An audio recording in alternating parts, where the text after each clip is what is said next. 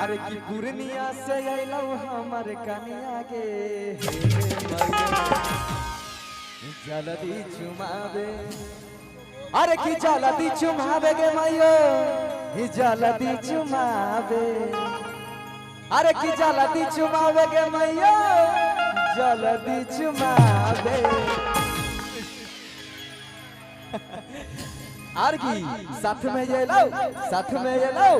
साथ में ये लो ना कची पालो कनिया के गे मैयो जल्दी चुमावे पुरनिया से ये लो हमर कनिया के गे मैयो जल्दी चुमावे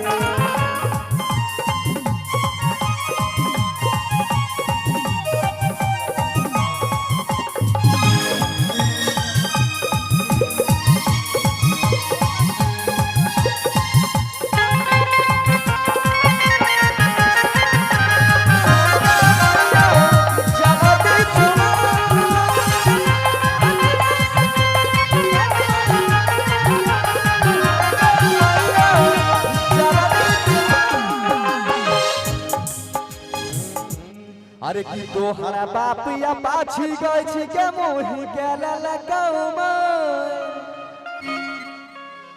अरे की जाय के नहीं गाड़ी नने हमर बात तनी ध्यान सुन अरे की जाय के नहीं गाड़ी नने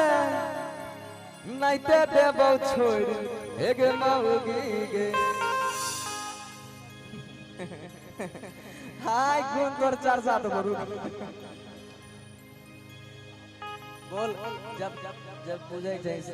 एकर मतलब की भेले कि मने शादी फुसला बंडा केर देबे बाकी जो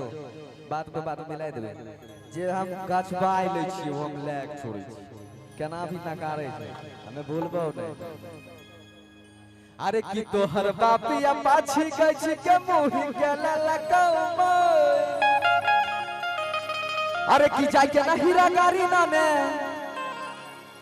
हंसाई छी हंसाई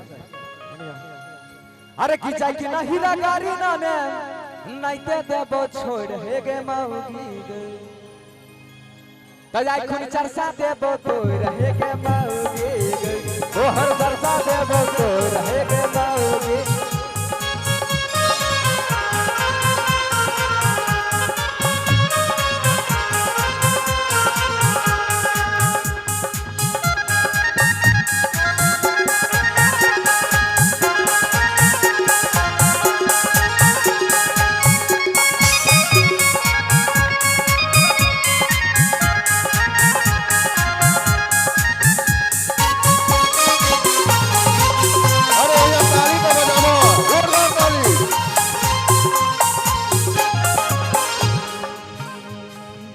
बात है भाई कि अपना भाषा समझ भी नहीं कर रहा है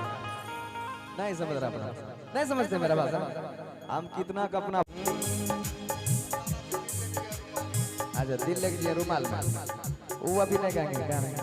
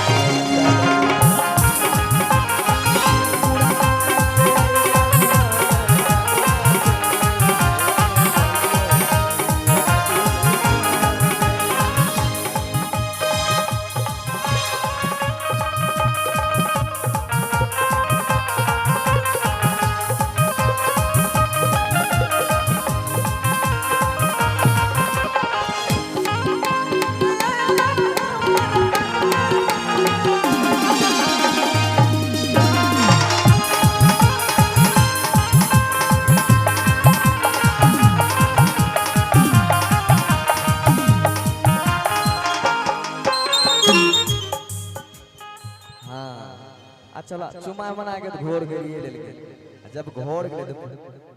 गेले तब की कहै छै जल्दी चुमा दे और शायद हमारे इस मेले में मेरे एक महान राइटर हमारे सर जो कि पशुपति सर हैं आप जहाँ कहीं भी होंगे आपको सादर प्रणाम। अगर आप मेरे आवाज को सुन रहे हैं तो आप आ सकते हैं मंच पे, और उसी का लिखा हुआ गाना है।